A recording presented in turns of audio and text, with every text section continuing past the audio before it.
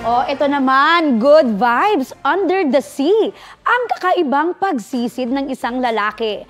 Pak na pak kasi ang kanyang malakokak na style sa paglangoy. Makisisid tayo sa balitang hatid ni Maki Pulido.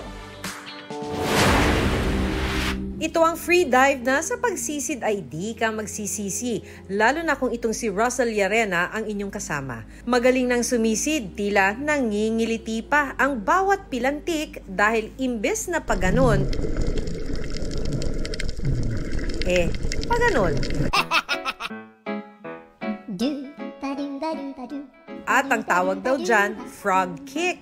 Hindi frog na parang sinipa kundi sisid palaka. Free diving coach si Russell. Dahil sa kanyang frog finning technique, tinawag na siyang frog master ng ilan. Pero katuwaan lang daw talaga ito, free will sa free diving.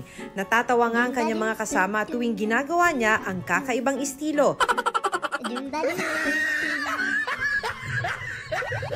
Pati netizens nanginginig din sa kakatawa.